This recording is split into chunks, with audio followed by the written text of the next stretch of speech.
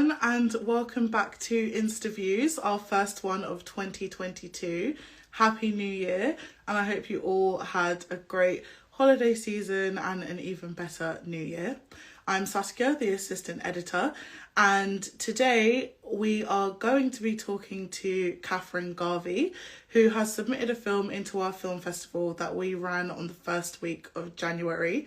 If you haven't checked out any of our film festival entries yet, then you can do so on our homepage, and you can also see Catherine's one from last week as well.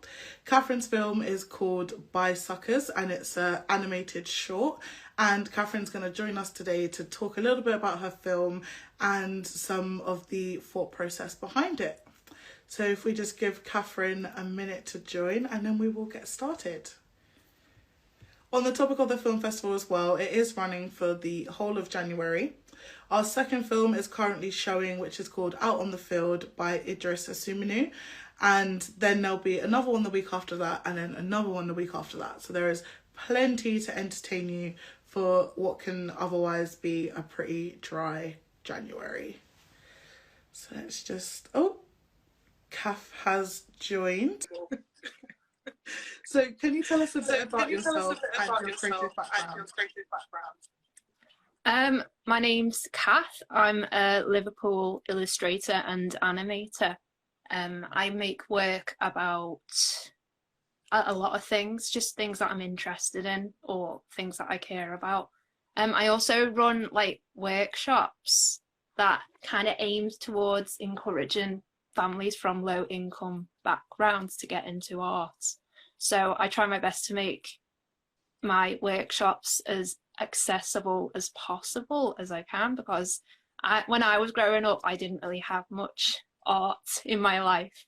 Even though I do art as a job now, growing up, like, there was no like art clubs, there was no like, or at least I wasn't aware of it. But what's available in my area was non-existent, and it was in richer areas where I come from, maybe.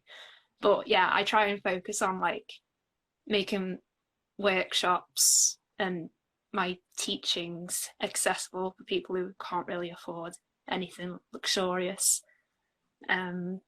With my filmmaking, I try and make like animations and films that are very human, and I try my best to like talk about topics that aren't really talked about often. I think for like By Suckers, I've just like finished. I don't think it's that obvious, but it's pretty much about wanting to escape and wanting to leave like your life in a way. Not as like drastic as that, but I kind of wanted to reflect like wanting to leave a situation but not quite knowing how, and trying but failing. So yeah, that's the sort of stuff I do. No, I think that definitely came across in your film. But before we get on to By Suckers, which we will cover, where did your interest in film come from? I watched a lot of cartoons growing up. Like, I watched a lot of like Western TV shows. I watched like a lot of like Cartoon Network, Scooby-Doo, Dexter's Lab. But I didn't really get into like animation until like I watched like a Studio Ghibli film. Like I think the first one I watched was like Spirited Away. Yes. And it was one of those films, I finished watching it and I was like, what? Like cartoons can look that good. What? And I remember I had to like rewind like a lot of bits in Spirited Away, and I was just like even now I'm getting a bit teary-eyed because it's such a beautiful film. Another film I watched that kind of like blew my mind was like, I don't think it's very well known, it's called Metropolis, and it was animation made in 2001, and that was incredible as well. That was like a film once I finished, I was like, what? I had to like pause a lot of bits in Metropolis as well. And Metropolis is by the same guy who created Astro Boy. So very, very well known like manga artist. And Yeah, I feel like Metropolis is slept on a lot. Like, it's incredible. Like, I didn't realize the name of the film because I came across it like just as a one-off. And I just randomly came across it one day, and it really like changed my view how I saw animation and film in general. I don't think lately. I think the only thing that blew my mind watching lately was Spider-Man Into the Spideyverse, Yeah. and that was incredible as well. I remember watching it and I was crying. I started crying. It was such a beautiful film. I'm like, if only I could make something as good as that. And I do try, but I don't think I'm quite there yet. I mean, they are pretty incredible films, but I'm sure with practice, we'll get there. Yeah, eventually I might get to that level. So did you study animation at all, or are you self-taught? I'm self-taught. Like, I went to university to learn about illustration, and illustration isn't animation really. Like, I grew up like making short animations. I used to like take over the school computers and make stuff in school, like short flash animations. And with them, you could just use clip art of like a road and a car, and you can move the car move like very slowly, and it does a flip and then it lands again. Like, I used to do a lot of stuff like that. But yeah, I didn't really started making proper finished animations until recently, because before then I used to make a lot of animatics, and very simple, very simple. I think the film I just finished is very complicated for me. Even though it looks quite simple, I think it's quite simple, but it took a lot of time and effort to make. Mm-hmm.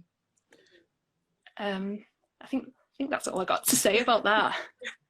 So why don't you tell us about Bicycles and where the inspiration came from? Well, Bicycles is an animation based off a comic I made with my sister called Alien Agency.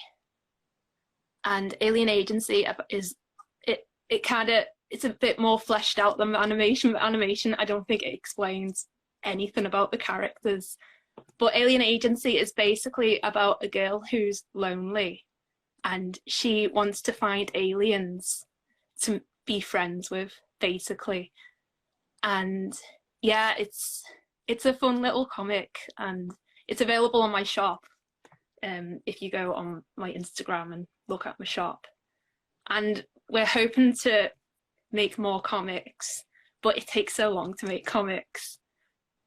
So one day I was just looking on Instagram and came across a singer called Podge, and he's a Liverpool, oh no, he's like Wirral, Liverpool musician, and their music is amazing. Like, I listened to like some experimental music they were making, and I was like, yeah, this is it. This is the person I want to work with to make an animation with. And yeah, it was great. They were amazing to work with. And so I made my animation, and yeah, that's the process. So how long did it actually take you to get it all done? It took about, I think I started in January and I finished in June. Oh wow. So I think it was about, it took a little while, and it's quite short as well. So I can't imagine if it was like 5 minutes long. It would have took 2 years for me. But it's all like traditionally animated, like it's all pencil animation, and I put it together mainly using Photoshop. It's not very good to use Photoshop for animation, but I did a lot of the scenes in Photoshop, and I animated some scenes in Adobe Premiere as well. But I need to figure out an easier way to animate, because that wasn't very good. Would you ever turn the comic that you're working on with your sister into an animation? Sorry, what was that? Turning your comic into an animation? Oh, maybe. At the minute, I like to take little short stories because of the comic we've got. It's a very long length story. I'm not sure. I'd love to pitch it one day and let someone else to do all the work. But at the minute, I'm a bit like, I don't think I'll do it myself. But I liked using the characters from the comic in Suckers. It kind of helps because I know how to draw the characters so well. When it comes to animating, you need to actually really understand like the characters you're drawing, like all angles. So when you have a scene like a character turn around, you know what they'll look like at the back without really needing to really think about it. Yeah. So do you have any other projects that you're working on? Well, me and my sister were working on the next comic of Alien Agency. And yeah, we're still writing the story because we're not entirely happy with it yet. And also, I tend to write loads of stories at once. So one story, I'm like, oh, I'm nearly done with this. But then I'm like, oh, I've got an idea for another story, and I start writing the next story. And then I get another idea for the next story, and I start writing that story. So I've got like half-finished stories. One that's nearly finished, but I've lost interest in. And then I'm starting a new one. I'm like, this one's the best one. And it won't be anywhere near finished. So we're at that stage at the minute. But hopefully this year we'll have a new comic. Hopefully. Yeah. And I'd love to do another animation. But I'm looking for funding right now to fund myself to make it. I've got another comic that I'm thinking of making about like vampires. Okay. But I've got the characters, but I have no story.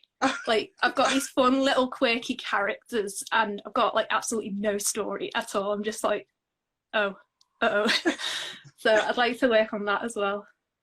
So where do you want to take your animation skills? Like, what do you want to do? I don't know. At the minute, I just want to get better. Like, that's what I want to, I just want to get better at it. I want to experiment more because I feel like what I was doing with Suckers, I did a lot of like paintings and textures, and I want to explore using painting with animation more and maybe getting a bit more like movement with painting. Like, I really like using traditional like pen and paper and paints when it comes to animating. So I really want to like explore that a bit more. Yeah, I just want to experiment and try and get better because there's a lot of things that I don't like in work that I've done in the past. So I'm a bit like, oh, that could have been better. I could have done this. I could have done that. So I just want to get better, really. Yeah. Developing your skill set. So what advice do you have for other young people who maybe want to teach themselves animation?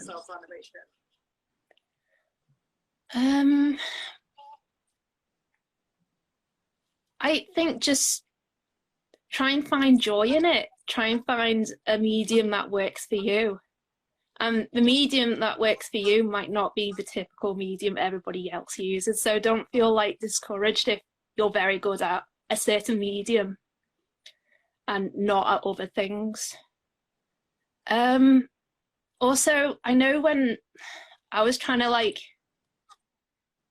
when I first started, I had like not a very clear idea what I could do or what I could be, and try not to be discouraged by what you see online and what people are making. Try and be encourage what you see and try and learn from others rather than feel jealous or envious of them. Yeah, I'm trying to think what would I tell myself, but really like what you see online, you don't know like how far that person's come. You just see the finished product. Yeah. So try and be inspired rather than feel envious. And the process for someone else of getting into a studio or into the industry is different from everyone. Like, I'm not a traditional animator. I didn't go and learn how to do this. I had to basically learn by myself. And yeah, and that works for me because I don't really like being told what to do most of the time. And sometimes you can get into like a studio environment and work with an animation studio, and sometimes it doesn't work for you and you realise, oh, I don't like this. And you've been told that is the end game and it's not. There's a lot of people, I see it more and more, and people are becoming independent animators or independent artists rather than being involved in a collective. Mm-hmm. But yeah, do what works for you. That's my answer. And I think that's good advice for everything as well, not just animation. Yeah. So just circling back to your workshops, are they only based in Liverpool? No, because I've done a few like online, mm-hmm. and it's anyone up and down the country. But I'm not doing anything at the minute. It's really, it boils down to me getting hold of some funding so I can do something. So no one has to pay for what I make, mm-hmm. because it's already funded, obviously. But I try and meet. Most recent ones have all been online, and yeah, I usually post on my Facebook, like, and also Instagram. So if anyone's interested in like workshops or anything like that, keep an eye out. Yeah. And, And your Instagram is @Cath_Garvey. Yeah. Right. Well, thank you so much, Catherine, for joining us. Oh, thank you for having me. And thank you so much again for submitting your film to our film festival. Oh, thanks for having me. Of course. Which to everyone, available to watch on our website as well. Okay, great. Thanks everybody for watching. Take care, Catherine. Okay, thank you. Bye. Bye. Today's episode was made possible by Voice Magazine, an online platform for young people interested in art and culture. You can read VoiceOver at voicemag.uk and find it on Twitter, Instagram, Facebook as VoiceMagUK. If you like this podcast, please consider helping us to make more with a donation of any amount at voicemag.uk/donate. Thanks to Kev McLeod for use of the track Thief in the Night. You can find more of his work on incomputech.com.